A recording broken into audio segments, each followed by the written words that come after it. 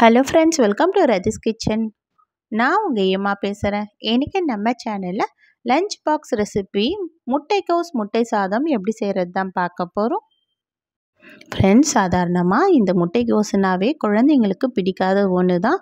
ஆனால் இது போல் நம்ம சாதம் கலரி நம்ம கொடுத்தோன்னா குழந்தைங்க கண்டிப்பாக விருப்பமாக சாப்பிடுவாங்க. இந்த ரெசிபி ரொம்பவும் சுலபமாக செஞ்சிடலாம். இந்த ரெசிபி எப்படி செய்யலாம் வீடியோக்குள்ளே போய் பார்க்குறதுக்கு முன்னாடி நம்ம சேனலை முதன்முறையாக பார்க்குறீங்கன்னா சப்ஸ்கிரைப் பண்ணிவிட்டு பாருங்கள் ஃப்ரெண்ட்ஸ். இப்போ வாங்க வீடியோக்குள்ளே போகலாம்.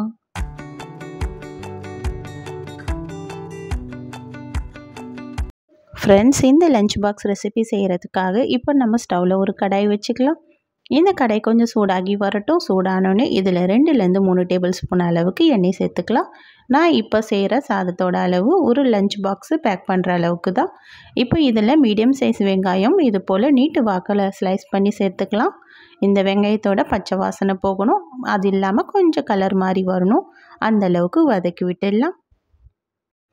இது நல்லா கலர் மாதிரி வந்ததுக்கப்புறம் இதில் 1.5 ஸ்பூன் அளவுக்கு இஞ்சி பூண்டு பேஸ்ட்டு சேர்த்துக்கிறேன். இதை சேர்த்துட்டு இது போல் நல்லா கலந்து விட்டுடலாம். இந்த இஞ்சி பூண்டோட பச்சை வாசனையும் போகணும். அந்த அளவுக்கு கலந்து விட்டுடலாம். இதை நல்லா ஒரு 30 செகண்ட் கலந்து விட்டதுக்கப்புறமா பச்சை வாசனைலாம் போயிடுச்சு. இந்த நேரம் இதில் நான் முட்டைக்கோஸ் சேர்த்துக்கிறேன். முட்டைக்கோஸ் நல்லா ஒரு கைப்பிடி அளவுக்கு தாராளமாக இது போல் நல்லா ஸ்லைஸ் பண்ணிவிட்டு சேர்த்துக்கலாம். சேர்த்துட்டு இதையும் நல்லா கலந்து விட்டுடணும். ஸ்டவ் லோ மீடியம் ஃப்ளேமில் மாற்றிட்டு இது போல் கலந்து விடணும். இந்த லோ மீடியம் ஃப்ளேம்லேயே இது கொஞ்சமாக நல்லா வதங்கி வரணும். ஒரு 2-3 நிமிஷத்துக்கு அப்படியே நம்ம வதக்கி விட்டுடலாம்.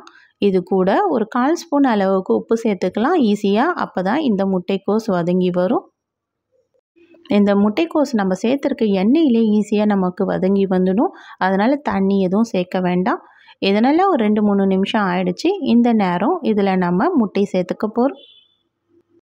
இப்போ இது நல்லா ஒரு 2-3 நிமிஷம் ஆனதுக்கப்புறமா இதில் உங்களுக்கு எத்தனை முட்டை தேவையோ அத்தனை முட்டை சேர்த்துக்குங்க. நான் இதில் 2 முட்டை சேர்த்துட்டு இது போல் கலந்து விட்டுறேன். இப்போ இந்த முட்டையும் கொஞ்சம் ஈரப்பதம்லாம் குறைஞ்சி வர ஆரம்பிக்குது. நல்லா இந்த அளவுக்கு வந்துடுச்சுல. இந்த நேரம் நம்ம இதில் சாதம் வடித்து ஏற்கனவே ஆற வச்சுருக்கேன் ஃபேன் காற்றுல. அந்த சாதத்தை எடுத்து சேர்த்துக்கிறேன். உங்களுக்கு நீங்கள் தேவைப்பட்டதுன்னா பாஸ்மதி ரைஸ் கூட எடுத்துக்கலாம். ஆனால் நான் சாதாரண சாதம் தான் இன்றைக்கி வடித்து வச்சுருக்கேன். அந்த சாதத்தையே இதில் சேர்த்துக்கலாம். சேர்த்துட்டு இது கூட 1/2 ஸ்பூன் அளவுக்கு மிளகுத்தூள் சேர்த்துக்கலாம். இது கூட 1/2 ஸ்பூன் அளவுக்கு குழம்பு மிளகாய் தூள் சேர்த்துட்டு தேவையான அளவுக்கு 1/2 ஸ்பூன் அளவுக்கு உப்பு சேர்த்துருக்கேன். 1/4 ஸ்பூன் அளவுக்கு உப்பு நம்ம ஏற்கனவே காய் வதக்கும் போது சேர்த்தோம். அதனால் பார்த்து சேர்த்துக்கலாம் உப்பு மட்டும். இப்போ நம்ம உப்பு இந்த மிளகாய் தூளெல்லாம் சேர்த்துட்டு இது போல் நல்லா கலந்து விடலாம். இதெல்லாம் நல்லா ஒன்றுக்கு ஒன்று நல்லா கலந்து வரணும். அப்போ தான் இது எல்லாமே இந்த மிளகாய் தூள் உப்பு எல்லாம் நல்லா மிக்ஸ் ஆகி வரும் சாதத்தோட.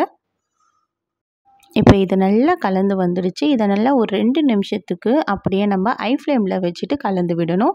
இது போல் கலந்து விட்டால் தான் இந்த மிளகாயோட நெடியெல்லாம் நமக்கு போகும். இப்போ இது நல்லா ஒரு 2 நிமிஷத்துக்கு கலந்து இது நல்லா ஆவிலாம் நல்லா மேலே பறந்து வருதில்ல. இந்த அளவுக்கு வந்ததுக்கப்புறமா நம்ம இதில் கொஞ்சமாக கொத்தமல்லி இலைகள் தூவிடலாம்.